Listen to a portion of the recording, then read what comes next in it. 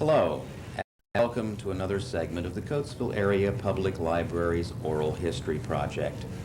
I'm Kirk Witmer, and with me today is not a native Coatesvillian, but she might as well be because she came to Coatesville when she was 2 years old.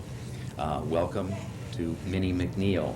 Thank you. Minnie, you were born in Marion, South Carolina. Yes. But you came to Coatesville at a very early age, right in the heart of the Great Depression. Mm-hmm. And I would guess that like many families that were moving about and changing their residence during the Depression, they were doing it for economic reasons and trying to improve their condition economically. I would assume that's true of your family as well? That's correct. Mm-hmm. That's correct. My aunt and uncle, Frank Potter and Wilhelmina Potter, moved here in the late 30s, and they were seeking work. And they came, they found jobs, they found housing, they found a really nice community. Do you recall hearing what types of jobs they found when they came to Coatesville? Well, let's see. My aunt worked at the VA Medical Center, and my uncle at the Luria Brothers. Yes. Still. And so they're very happy. And as a result of that, they kept writing letters, because my mom and Mrs. Potter were sisters. Mm-hmm. And they missed each other, very close family. So at any rate, they talked to my dad, you have to come to this place that we found. So my dad said Coatesville, and he doesn't know anything about Coatesville. Philadelphia, New York, we'll come and visit you en route to New York, where I can get a real job.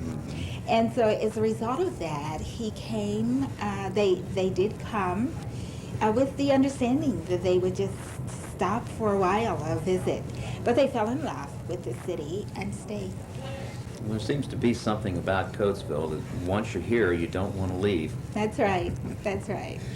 Well, you eventually started school here in Coatesville. Where did you attend school? At the Passtown Elementary School, right there on Lincoln Highway, going west. And first, second, third grade. In the fourth grade, my mom died suddenly. Prior to that, though, she decided that she wanted the four of us, I have two sisters and a brother, she wanted the four of us to attend a Christian school. And the school that we knew that was closest to us was in Pine Forge, Pennsylvania. We are Seventh-day Adventists, and the school was an Adventist school.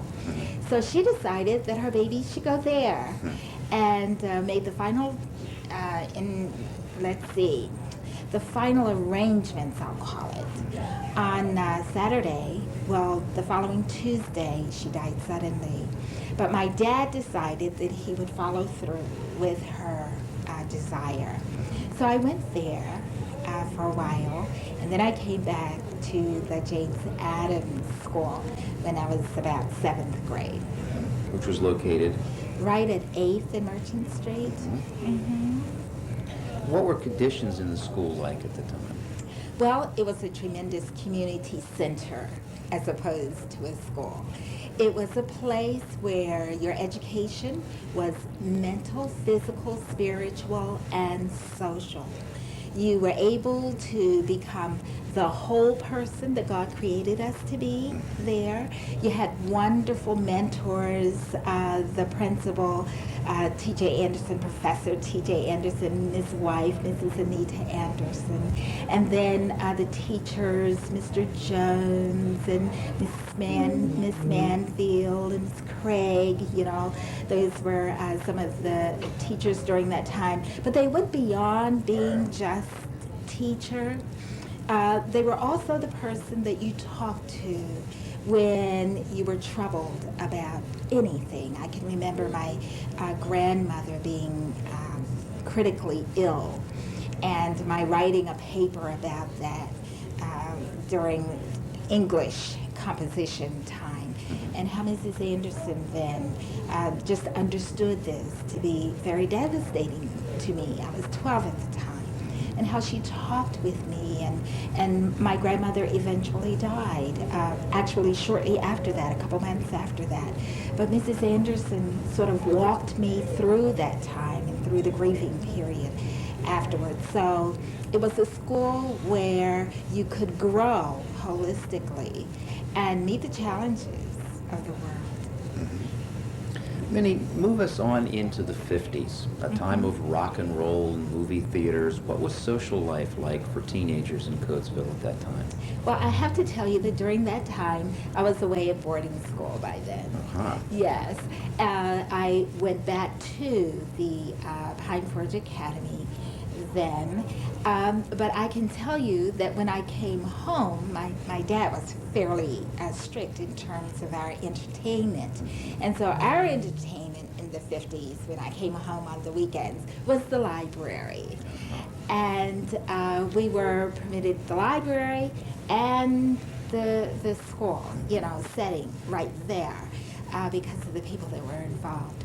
But of course, he had sort of an arrangement with Mrs. Pearson. She knew the kind of material that we were permitted to read. Mm-hmm. And so we thought it was kind of special that when we walked into the library and she'd say, "Oh, I have your books all ready for you," I didn't realize that every other kid was walking in there and picking off the shelves whatever they wanted, And then there was sort of this back steps that we were never permitted to go up the back steps in the library. Do you know what's up there? What's up today? there? I don't know. I never found out. Well, I have memories of the library myself from the 50s. Yes. And yes, you did go up the back steps, and that's where the adult books were. Oh, I never found out. Now, not that we're talking about adult books in the sense that that word is usually applied now. Right. But they were not children's books, as the children's books were always kept on the first floor in the front room. Yes, yeah. Delightful memories of the library. I think we probably should mention that that building is now a doctor's office. It's a brick building that stands next to the YWCA between 4th and 5th Avenue on the north side of Main Street before the library took up its present location on the corner of 5th and Main. Well, as a result of that, my sister became a librarian. Wonderful. Yeah, and that's what she's doing today in college in Huntsville, Alabama. Now, coming back to Coatesville after boarding school, do you have any recollections of things that suddenly disappeared or magically appeared during your absence? Well, I have to tell you that while I was away, my family moved, and I went to Ohio for a summer program that they were having.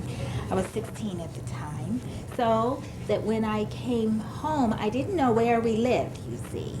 So I got a cab from the bus station and just gave the cab as though, this was just what you did, Just gave him the address. And I just gave him the address so I could be surprised, We moved to Brandywine Homes when I came back. My dad and my siblings had. And it was a different because it wasn't over the bridge into Coatesville, and when I did come in to town, it just seemed a little bit less massive to me. I'd spent the summer in Columbus, Ohio, and when I came back, I thought, where did all the buildings go? And, where are all the people? And, it was just, I just remembered, in a child's mind, how we have this idea of where we live and the people that are there. I missed the walk downtown and just a lot of people talking to each other and that kind of thing was one of the things that was a stark memory for me. I was real thrilled, though, that Hennessy still had their ice cream cones. Oh, yes. So that was a fond memory for me. Minnie, high school education. You were a graduate from Coatesville High School. Yes, I graduated from Scott Senior High School, I'd attended Pine Forge Academy for 3 years. My dad really could not afford a last year. It sort of gave me an ultimatum that I could continue there for the last year at the academy, or I could come home and give him a year's breather so that he would have so that I would have an opportunity to go to college. But I could not graduate from the academy and in September go to college. Right. So I chose to come to Scott, and it was really exciting because some of my classmates were the same people that I attended Disc Hounds with when I was first, second, and third grade. So that was really exciting for me. It's like a reunion then. Absolutely. So then we came back, graduated from there, and the following year it's time for me to go to college, and there's no money. So my dad, I have to just have a little bit more time. That was okay with me. And I decided to work then for the Atkinson Memorial Center, and located on Chestnut Street in Coatesville. And it was built by Dr. W.C. Atkinson back in the early 20s. Well, I went to work there, and as I was working, my vocation changed just a little bit. I went there as a housekeeper. There were 12 bathrooms. I can take you to them today. But I worked there waiting for a senatorial scholarship to Lincoln. I just knew that I would be a teacher because, my mom, my grandma, they were teachers, my aunts, teachers.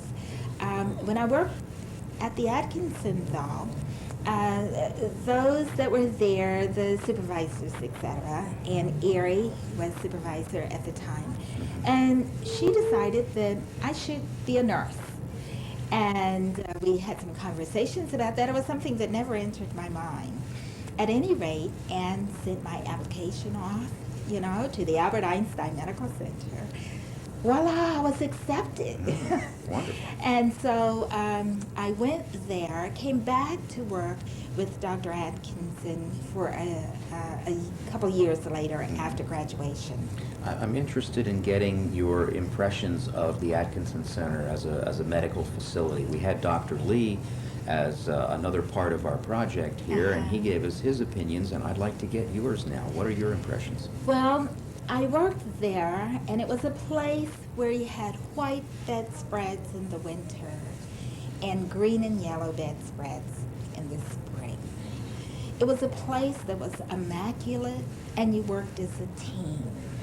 You didn't have the hierarchy so much. Aunt Erie, that I mentioned as a supervisor, you could easily find her wiping out a windowsill or making a bed or helping with trays, that kind of thing. So Dr. Atkinson more or less had a team spirit hospital, which translated to the patients. The other part of that is that Dr. Atkinson himself worked because he enjoyed what he did. You could see him in the wee hours of the morning, concerned about a patient, creeping up the back steps. You'd see his white coat, but if you continued looking down, you might see his pajamas, kind of out there. He's concerned about somebody. And at 3 o'clock in the morning, a man of few words, he would come and he would sit with patients, and not say very much, just sitting at the bedside, really concerned. And I found later that those were moments when he prayed with people. Had a very difficult time early on when he came in. I'm sure that Dr. Lee may have talked to you about that. But in the hospital, coming to be at all was a challenge for him. Well, actually, we don't have much history on how it came to be. And if you can fill in some details, I'd appreciate it. Oh, Dr. Atkinson was a graduate of Howard University. He was the eldest of 23 children. And when he left Howard, he decided that he would come north because of the prejudices in Georgia, where he grew up. So he decided that he really didn't want to deal with prejudices anymore. He'd had enough. So he came north en route to New York again and stopped here to visit a friend in Coatesville, who said that we really needed health care, especially for the minority community in the city. He was not thrilled with the challenge, and he went on to New York, but I understand that 2 weeks later he returned because he recognized the need when he was here. When he came, to his dismay, he was not permitted to practice medicine as a physician at the local hospital because of his color. And he decided that as opposed to packing up his bags and continuing on, as he first had decided to do when he came, rather than do that, he would stay and he would meet the challenges that were ahead of him. He thought that he could make a difference in terms of the hospital, and he could make some inroads, and he could become a respected physician of the staff. That did not happen. And the last day that he was in the hospital was traumatic for him because of an incident that he'd been hoping to have happened, an opportunity when he could assist another physician and show his skill because he was a surgeon. And when he was not given the privilege to do that, he walked out of the hospital that day, I understand, never to return.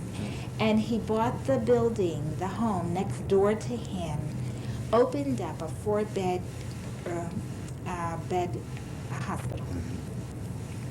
And with a couple employees, the beds turned into 120-bed tremendous facility that served the community at large, not just the minority community, but in its closing days, you could see people of all ethnic backgrounds, all cultures, and it was a tremendous, tremendous thing to see. And his staff reflected the culture in which we live. So it was my pleasure to have worked there for a year. I understand that Dr. Atkinson has a very interesting background. Can you provide us with some details?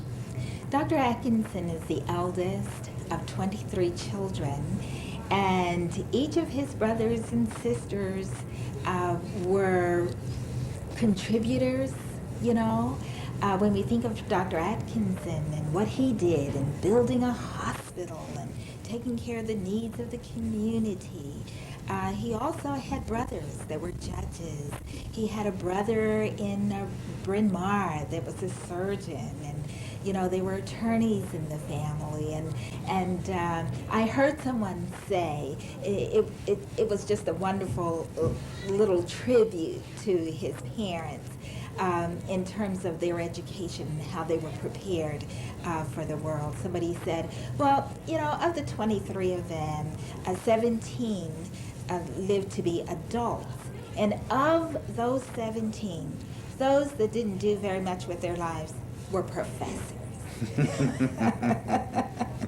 So it was really neat to meet Dr. Atkinson's sister, Lillian. Delightful, delightful woman, and with personality plus, and full of history regarding the family.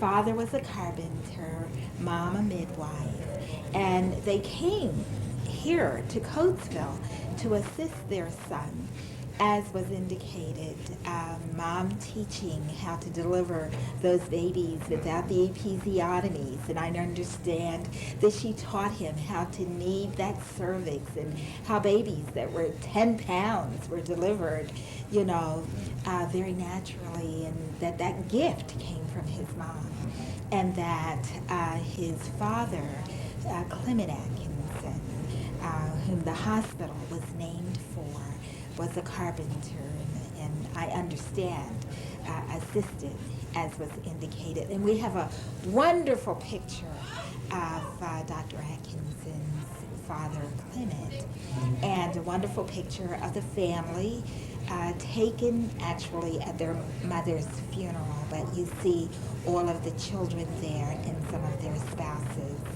And then we have a wonderful picture of Dr. Atkinson, his wife, and their son, Whittier, the three of whom are now deceased. But it's a treasure that we hold very dear. I'm sure. Mrs. Atkinson was also known for her rose garden.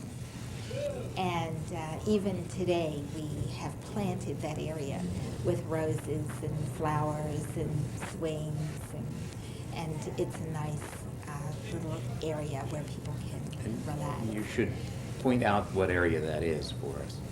It's adjacent to, it's actually the backyard of their previous home, so that the home faced, of course, Chestnut Street, with the rear of the hospital being on Diamond Street. But the garden was sort of right outside. You could see it from their dining area. And she was known for, and it was called Alice's Rose Garden. And she had roses of various species, so that when we redeveloped the Atkinson Center, well, we needed some parking, and we were told this would make a wonderful parking area. And we decided, oh, we can't park over Mrs. Atkinson's roses, you know. And they permitted us then to find alternate parking, and we were able to preserve the white elms, you know, that are there, the white bark, and the grapevines had to go, but someone in the area decided that yes, the roses should survive, and so we were able to plant new roses in them. Minnie, you have been able to turn your nursing skills into, I guess we could call it a second career, with the Chester County Board of Health. Tell us about your work with that board relative to Coatesville. Well, actually, I'm a baby there, and I've been there 2 years, and I have a lot to learn, but I'm excited about the opportunity to sit on the board of directors for the health department, because Coatesville, as a lot of other cities, have a lot of needs, and our health care in terms of children, when I think about prenatal care, when I think about the little ones that have minimal opportunities for health care in the past, or the opportunity to even gain the information for their parents that they need to have immunizations, that they need to see the dentist, that they need to have eye care, that kind of thing, that our environmental systems, you know, must be intact. And the key is that every citizen, every one of us, has an opportunity to make a difference in terms of total health for our community. And it's an exciting challenge for people that have not had the privilege of being close and up front with the health department. They do a tremendous job, and the staff there are highly capable, and they have a desire to make a difference in the community in terms of the health and environment of our cities and of our neighborhoods and of our county. Minnie, as you look back over your life here in Coatesville, from a small child to the present, what do you think has been the most significant change in our community, whether it's business-wise or attitudinal changes or whatever area you would care to address? What do you think has been the most significant change? I think the significant change is the opportunity for jobs. There was a time when the majority of people worked at Luke and Steel, if you did not work there, you worked at one of the hospitals. That was the industry for our time. So the change, I feel, the most significant change has been the opportunity for jobs so that men can indeed take care of their families in a dignified way and have some stability, respect, and be the priest in their homes that I know men were meant to be. So I feel that there are men on the street, even today, that are lacking the opportunities that they once had. If you came to Coatesville, you worked in those particular areas. That's a change. And with that change, of course, has come changes in our economics, changes in our community pride. But I have to tell you that the Renaissance is right around the corner. And I don't mean the organization that has taken that name, but I mean the true spirit of the word, Renaissance. When you talk to people on the street, there's an excitement about, no, we're not going back to the early 1900s where Coatesville used to be. Do we really want to do that in the year 2000? The answer is no. But we can build for ourselves. We can take a hold for ourselves, our community, and every one of us can make a difference. Minnie, I can't thank you enough for being a part of our project. You've brought some things to light here as only you could, and we're very grateful to have you a part of our oral history project. Thank you.